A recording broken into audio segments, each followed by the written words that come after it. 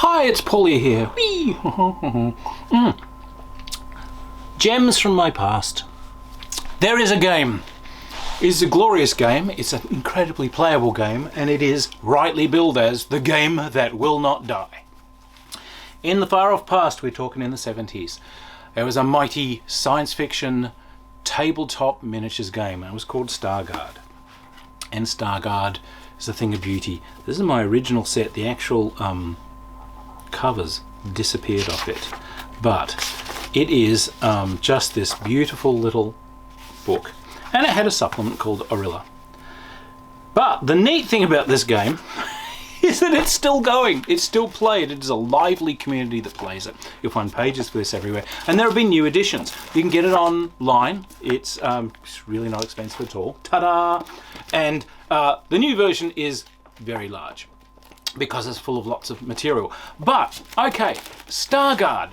Now, popular science fiction miniature games later, things like, Warhammer 40k, there are kind of elements of this that they've essentially plagiarized to make. But the thing is, they didn't replicate the very cool gameplay of Starguard.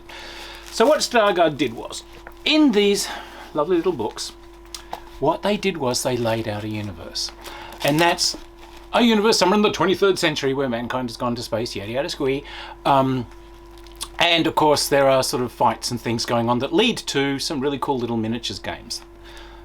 McEwen Miniatures did and still does, God bless you John, they do Starguard miniatures. But the thing about a 70s game like this was it was designed so that if you had some cool miniatures or something, you could kind of incorporate them in. You could write your own bit into the story. You can use these systems to make your own sides, your own races, your own species, and just play.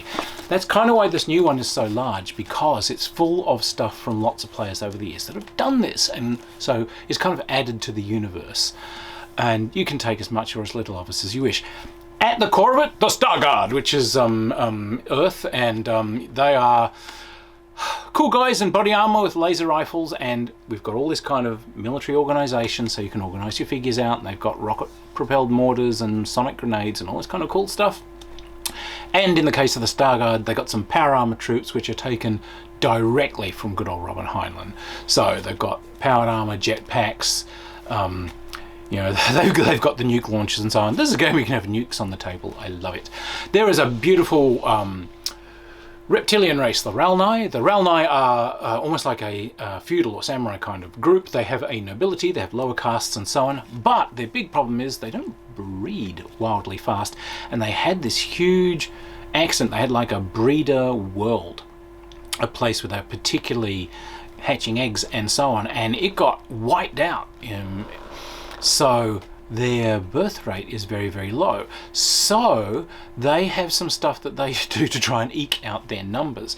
They have some sort of client species that they use, and they're also quite keen on things like robotics and so on to kind of not put their own guys on the line.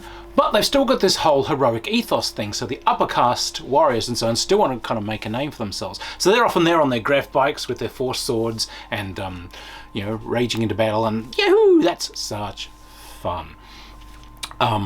There was the Amarons, which I loved. They were essentially like kind of like a, what would you call them? Boer almost. They were essentially like Dutch pilgrims or South Africans or whatever who had found a planet. They have a sort of a very terse religious sort of organization, and as people came in to try and corporations came in to kind of mess with them, they fought the corporations back. And these guys don't have high-tech stuff the way everyone else does, but they've got a lot of really cool low-tech stuff that's really robust and really works. And they've got guys on horseback, and they've got horse-drawn mortars and all these sorts of things. So it's kind of good fun. And it's kind of cool to use. There's a Repcom, the Republic of Commerce, which is kind of a capitalists in space. An interesting group, the Eloi, who are very, very clearly what Warhammer 40k ripped off to create, say, the Eldar in their setting. Giant world ships drifting around from this very ancient race from the before time of the galaxy. They've got high tech that no one understands and never recognize them much. They've got some interesting weapons too. There's like a plasma weapon that has an expanding area of effect. It gets weaker as it goes out, but it covers more area. So really nice. And my personal favourites is the Drenoi, which oddly enough have made their way into the D&D canon. They're a sort of an ant-like upright humanoid. They're a hive mind, and they use some good basic tech, but it's a shared intelligence, so they don't really care about individuals of their own species dying. They're just kind of part of the whole that shares the same hive mind. So it's just like, cutting off in our cuticles. They're not really a person. They are just, the person is the Drenoi. What's kind of neat about the Drenoi is that it came across an Amaron copy of the Bible, and they managed to translate it and read it. It's like, oh, wow, well, this is all about a being that can be all sorts of places at once, and sees all and knows all, and can be like, it wanders through your... It's me! So...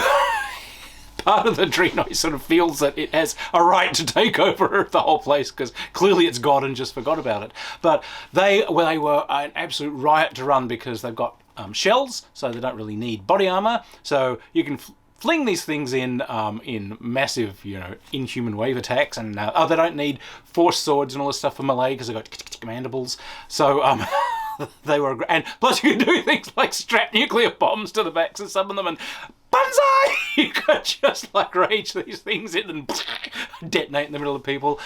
Good times, good times. So it's got a lively setting. There are lots of alien races and so on they put in there who are allied to different groups.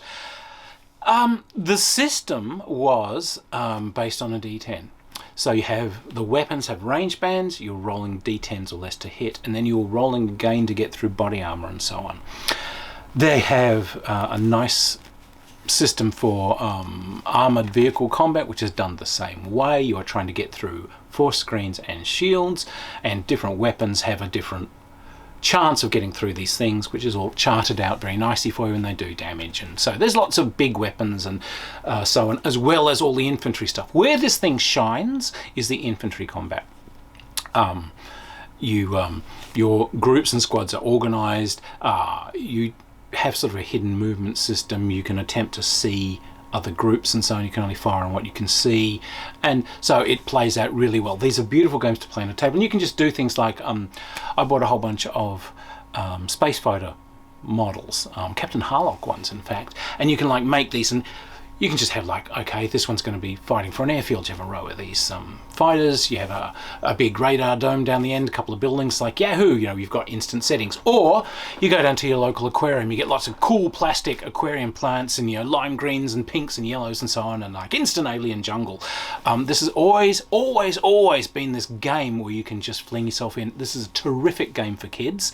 It's incredibly easy to understand, and essentially any kind of level of modeling you want to put into it is perfectly welcome. Like I said, if you want to put aquarium plants and things in there, that is great. If you want to make, clay bitey plants with big teeth, invent a rule for them, shove them in there. If you, want to get some rocks out of the barbecue and make an amazing lunar landscape, you can do it all. And the rules here, all the extra bits, they've got all the robots and all the vehicles and things that people have invented over the years. So look, McEwen Miniatures, they still do a very, very 1970s range of figures for this. The sculpting isn't great, but the kind of neat thing is that they do paint up well.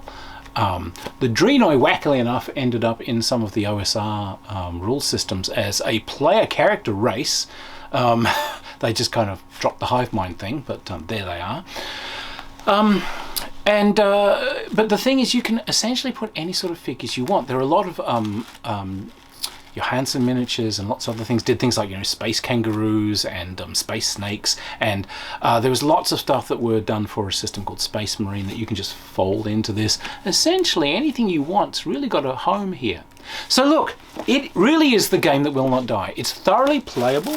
It's still enjoyed around the world. It's got a community of people who love it. So, faults. Reaches for drink. Yes, there are faults. The main fault I find with this new version is this wealth of information. It overwhelms you a bit because, they're kind of excited to put down all of these robots and vehicles and so on. However, it's extraneous information. What you need to play is still really only a tiny bit of it, which gives you the background of the creatures and the races and this sort of stuff and their organisation. The rest of it, there's largely charts and things like, now here's the weapons, what you roll to hit, and so on. And the rest is mostly information that you can take or leave. But look, this is a lively game. It's a simple game. It's kind of 70s imagination game. If you've got something you want to bring in, you do it. So it's like, I remember at the time I was very keen on, I'd invented my own race of these kind of serpenty things, and so I just made them.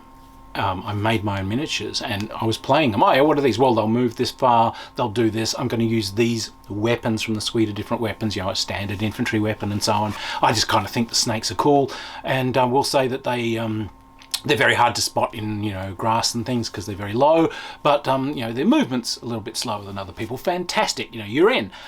All these doors are open, which they aren't in these very rigid canonical kind of games, you know, like Warhammer 40k and so on, where you must remain within a very rigid game structure, which frankly is designed to sell you on a range of miniatures. Starguard, McEwen miniatures. I'll put up all the links.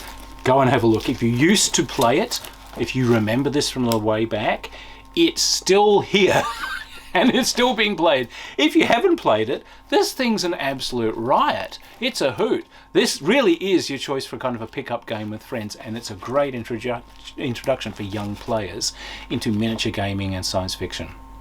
So, go on their website, check it out, okay? Cheers.